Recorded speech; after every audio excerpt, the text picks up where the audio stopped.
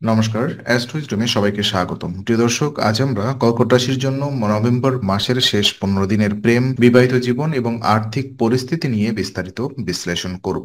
এই সময়কালটি কর্কট রাশির জন্য বিশেষ গুরুত্বপূর্ণ, যেখানে সম্পর্ক এবং প্রেমের ক্ষেত্রে স্থিতিশীলতা এবং উন্নতি আশা করা যায়। সিঙ্গেলরা নতুন প্রপোজাল বা আলাপের সুযোগ পেতে পারেন এবং এই সময়ে ধৈর্যশীল ও নরম আচরণ সম্পর্ককে উন্নত করবে। কাপলরা সম্পর্কের মধ্যে শান্তি, বোঝাপড়া এবং মধুরতা ফিরিয়ে আনতে সক্ষম হবেন। বিবাহিত জীবনে ধীরে ধীরে উন্নতি করছে, আর পারস্পরিক সম্মান ও বোঝাপড়া বৃদ্ধি পাবে এবং ছোটখাটো মতভেদ এড়ানো যায়। তো আর্থিক দিক থেকে লাভ আসবে, বৈধ পাওনা ফেরত পাওয়া সম্ভব এবং ব্যয় নিয়ন্ত্রণে থাকলে অর্থনৈতিক স্থিতিশীলতা বজায় থাকবে। এখন চলুন বিস্তারিতভাবে প্রতিটি দিক নিয়ে আলোচনা করা যাক। প্রথমত প্রেম, অর্থাৎ সিঙ্গেলদের প্রেম জীবন আমরা তুলে ধরব।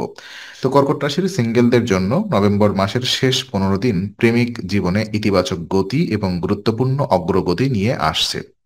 বিশেষ করে এই সময়ে নতুন প্রপোজাল বা সম্পর্কের জন্য আলাপের সুযোগ পাওয়া যায়। পঞ্চম ঘরের অধিপতি মঙ্গল তার নিজের রাশিতে থাকায় সিঙ্গেলদের সাহস, আত্মবিশ্বাস এবং সম্পর্কের ক্ষেত্রে কার্যকর উদ্যোগ নেওয়ার ক্ষমতা বৃদ্ধি পায়।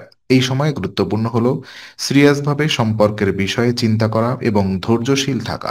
দেখা যায় দেখা বা যোগাযোগ অভাব থাকলে উদ্বিগ্ন হওয়ার দরকার নেই। দ্রুত সিদ্ধান্ত নেওয়া বা অযথা চাপ সৃষ্টি করা ক্ষতি করতে পারে, বরং ধৈর্য এবং সতর্কতার মাধ্যমে সম্পর্কের সম্ভাবনা বাড়ানো যায়। অন্যদিকে মিথুনদের মতোই কর্কট রাশির সিঙ্গেলরা প্রাথমিকভাবে দ্বিধাগ্রস্ত থাকতে পারেন, কিন্তু শেষ 15 দিনে, বিশেষ করে নভেম্বরের শেষ সপ্তাহে, মনোভাব এবং মনোযোগ ঠিক রেখে সম্পর্কের ক্ষেত্রে স্থিতিশীলতা এবং ফলপ্রসূ অগ্রগতি দেখা দেয়। এই সময়ে অল্প রাগ বা তাড়াহুড়া সমস্যা সৃষ্টি করতে পারে, তাই আবেগ নিয়ন্ত্রণে রাখা অত্যন্ত গুরুত্বপূর্ণ। সম্পর্কের ক্ষেত্রে ইতিবাচক মনোভাব এবং সদয় আচরণ বজায় রাখলে সম্পর্ক আরও সুসংগঠিত এবং নিরাপদ হয়। এটি ভবিষ্যতের জন্য একটি শক্তিশালী ভিত্তি তৈরি করে। যদি সিঙ্গেলরা এই সময়ে নিজের আবেগ এবং সিদ্ধান্তকে নিয়ন্ত্রণে রাখেন, ধীরে ধীরে সম্পর্কের উন্নতি এবং দীর্ঘমেয়াদী স্থিতিশীলতা নিশ্চিত হবে। তো দেখে নিব প্রেম জীবন, অর্থাৎ যারা কিনা কাপল বর্তমান রিলেশনশিপে আছেন। তো কর্কট রাশির কাপলদের জন্য নভেম্বর মাসের শেষ 15 দিন সম্পর্কের স্থিতিশীলতা, বোঝাপড়া এবং মধুরতা নিশ্চিত করার জন্য গুরুত্বপূর্ণ। এই সময় সম্পর্কের আগের তুলনায় স্থিতিশীল হবে, ভুল বোঝাবুঝি কমে যাবে এবং পারস্পরিক আলোচনা ও পারস্পরিক পরিকল্পনা এগিয়ে যাবে। কাপড়রা এই সময় গুরুত্বপূর্ণ সিদ্ধান্ত নেওয়ার আগে আবেগ নিয়ন্ত্রণে রাখার প্রয়োজন। ছোটখাটো তর্ক বা ঝগড়া সম্পর্কের মধ্যে চাপ সৃষ্টি করতে পারে, আর নরম কথাবার্তা, সহানুভূতি এবং বোঝাপড়া সম্পর্ককে সুস্থ রাখতে সাহায্য করে। সম্পর্কের উন্নয়নের সময় এবং ধৈর্য বিনিয়োগের করা অত্যন্ত জরুরি। নভেম্বরের শেষ সপ্তাহে, বিশেষ করে 16 থেকে 26 নভেম্বরের সময়, কাপলরা ধৈর্যশীল এবং সংযমী মনোভাব বজায় রাখলে সম্পর্কের মধ্যে শান্তি এবং স্থিতিশীলতা ফিরে আসে। সম্পর্কের প্রতি ইতিবাচক মনোভাব এবং পারস্পরিক বোঝাপড়া বৃদ্ধির ফলে দীর্ঘমেয়াদে সম্পর্ক মধুর, শক্তিশালী এবং স্থায়ী হয়। আর এই সময়ে গুরুত্বপূর্ণ হলো নিয়মিত আলোচনা, বোঝাপড়া এবং একে অপরের অনুভূতি মেনে চলা। সম্পর্ককে আরও সুসংগঠিত এবং স্থিতিশীল রাখার জন্য ছোটখাটো বিষয় নিয়ে অযথা মনোযোগ দেওয়া বা রাগ প্রকাশ করা এড়ানো প্রয়োজন। ধৈর্য এবং সহানুভূতির মাধ্যমে কাপলরা তাদের সম্পর্ককে আরো সুন্দর এবং মধুর করতে সক্ষম হবে। তো চলুন দেখে নিব বিবাহিত জীবন কেমন যাবে। কর্কট রাশির বিবাহিত জীবন নভেম্বর মাসের শেষ 15 দিনে ধীরে ধীরে উন্নতি এবং সম্পর্কের স্থিতিশীলতা প্রদর্শন করবে। শেষ সপ্তাহে পারস্পরিক বোঝাপড়া এবং সম্মান বৃদ্ধির মাধ্যমে সম্পর্ক আরো সুসংগঠিত হবে।